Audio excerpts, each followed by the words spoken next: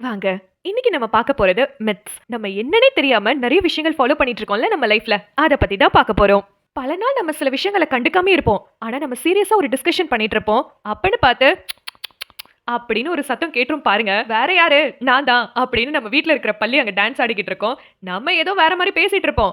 அதுவும் அது பொழுதுபோக்குறதுக்காக கத்திக்கிட்டு இருக்கோம். ஆனா அதையும் இதையும் மிக்ஸ் மேட்ச் பண்ணி பல்லி கத்திருச்சுடா. அப்ப கண்டிப்பா நம்ம சொன்ன விஷயம் நடக்கும்னு நம்மளா ஒரு விஷயத்த நெனச்சுக்கிட்டு இருக்கோம். அப்படித்தானே மக்களே? ஆமாவா இல்லையான்னு கமெண்ட்ஸ்ல சொல்லுங்க.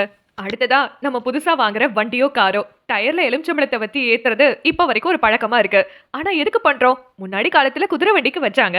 அப்ப குதிரை சவாரி மட்டும்தான் இருந்ததுனால குதிரை நிறைய இடத்துக்கு போயிட்டு வரதுனாலயும் அது கால்ல எந்த ஒரு தொற்றும் வரக்கூடாதுங்கிறதுனாலயும் எலுமிச்சம்பழம் வச்சாங்க.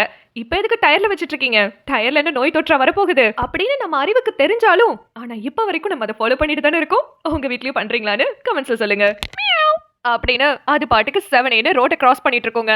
ஆனா அது ஒரு குத்தோன்னு நம்ம உட்காந்துருப்போம் பாருங்க. நம்ம எங்கேயாவது கிளம்பி போயிட்டு இருக்கும் போது பூனை குறுக்கால போச்சுன்னா கொஞ்சம் நேரம் நின்னுட்டோ தண்ணி குடிச்சிட்டோ தான் போகணும்னு சொல்லுவாங்க. அது என்னன்னே தெரியாது, ஏன் எதுக்குன்னு கூட தெரியாது. ஆனா இப்ப வரைக்கும் ஃபாலோ பண்ணிட்டு இருக்கோம். அப்படிதானே? உங்களுக்கு ஏன் தெரிஞ்சா கமெண்ட்ஸ்ல சொல்லுங்க. இன்னும் பல இது இருக்குங்க. உள்ளங்கை அரிச்சா காசு வரும்னு சொல்லுவாங்க. எனக்கெல்லாம் பல வாட்டி அரிச்சிருக்கு. கோடி கோடியாவா கொட்டி இருக்கு இல்லையே. ராத்திரி நேரத்துல நெகை வெட்டக்கூடாது. அந்த காலத்துல எல்லாம் கரண்ட் கிடையாது. நெகை வெட்டினா நெகை கீழே விழும். சோ நம்மளுக்கு கண்ணுக்கு தெரியாது. இந்த காலத்துல தான் கரண்ட் எனி டைம் இருக்கே. பத்தாததுக்கு இன்வெர்டர் கூட இருக்கு. அப்புறம் ஏன் நெகை வெட்டக்கூடாது?